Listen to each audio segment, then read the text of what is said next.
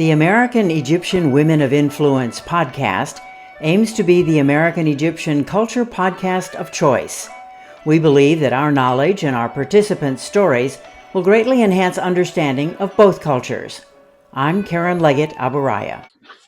Aya Khalil recently published her first children's book, but she's been an active blogger and freelance writer for many years. She was born in Egypt, came to the U.S. as a small child, and now lives in Toledo, Ohio, with her husband and 3 young children. Aya has a master's degree in education with a focus on teaching English as a second language, and she's an adjunct professor at the University of Toledo. Welcome, Aya. Glad to have you here. Thank you so much. Thank you for having me. Your children's book is called The Arabic Quilt, and I understand it was actually inspired by a 3rd grade teacher you had in Minot, North Dakota. Tell me about that.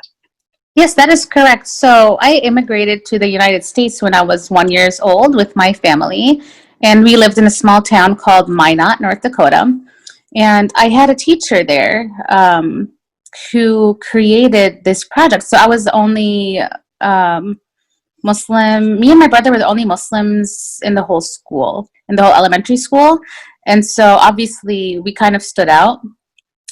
So one day my teacher asked me, hey, why don't you write your classmates' names in Arabic? So I remember going home that day and my mom helped me out. She wrote down, she helped me sound out the letters and the names in Arabic, and we wrote them down. And then the next day I handed them out to my classmates, and they were so happy to see their name in a different language. And then they copied it on their own pieces of paper. And then I remember this so well. This was over like 20 years ago. I remember the teacher was just, first of all, she was just so impressed. Like, wow, like you wrote 2 languages, and here you wrote a whole different language for your classmates. And she hung them up in the classroom, and she talked about like how it was a quilt, and kind of just about like unifying the classroom. And it was such a fun classroom project. Fast forward 20 years or so, I just kept, I don't know why, I just kept on remembering this project, maybe because my own kids, they started like preschool and grade school, and I thought, hey, maybe this would be a good book. So I wrote it, and it was totally inspired by that teacher. And then a couple of months ago, the book it's focused around this teacher who helps this new girl who's an Egyptian American kind of feel included in the classroom. And she creates the same quilt project. And I was able to connect with my teacher actually a couple of months ago. And I sent her a copy of my book, and she was so impressed. She's like, yeah, I totally remember you and your mom. You guys used to send me sweets like baklava for like during your holidays, and I remember you. And she was able to go to the elementary school. She took a picture of herself holding the book. Is she still teaching? Is she still teaching? She's not teaching at the school, no. I think I believe she said she like taught at a college after that, but not at the school. That's something that really makes the small things, the seemingly small things that a teacher does, can make so much difference in the lives of individual children. Absolutely, absolutely. How did you find, do you see a difference in your experiences in school as a Muslim immigrant? And that was one very positive experience, but you also had a lot of negative experiences. Do you see a difference in that experience when you were a child, I guess in the early 2000s? Or even earlier, and for your earlier. It was, so when I was in elementary school, I was probably in the 90s.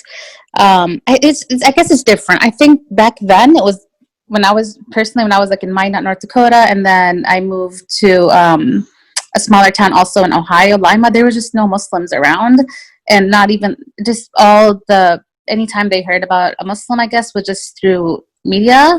It wasn't really the best experience, like stereotypes and like old films and whatnot. But sometimes it was just really their first time meeting a Muslim. But nowadays, obviously, Muslims are more visible. But there is definitely still Islamophobia happening. And yeah, I try to just be aware of like how to talk to my kids about it, and And I think children's books is a great way to discuss these topics.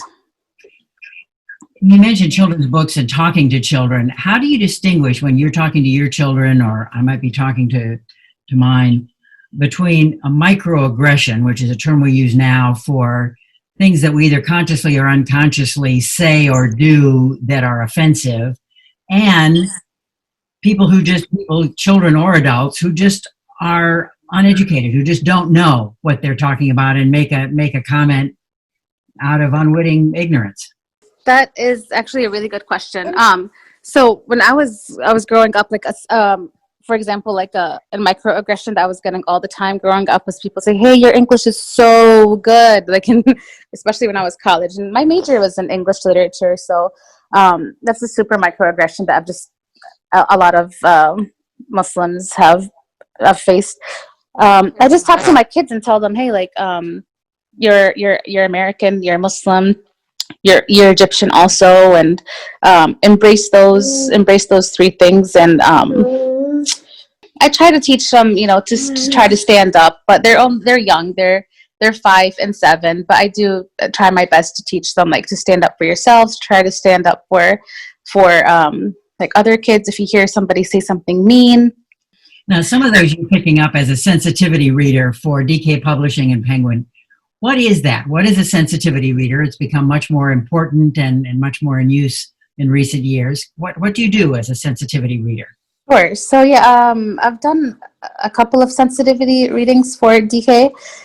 So it was one of their big projects. It was a textbook, and it was about Islam. So it should be published soon. I think really soon it will be published.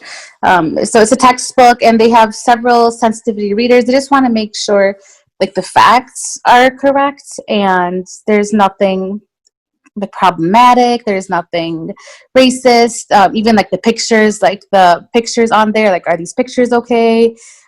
Just to make it more authentic, I would say. And so, yeah, I picked up a couple of things, definitely in the textbook, that maybe other people, maybe the writers, wouldn't have picked up. And it's important nowadays to have that. You just want to cover your basis. You want to make sure everything's okay. You don't want to offend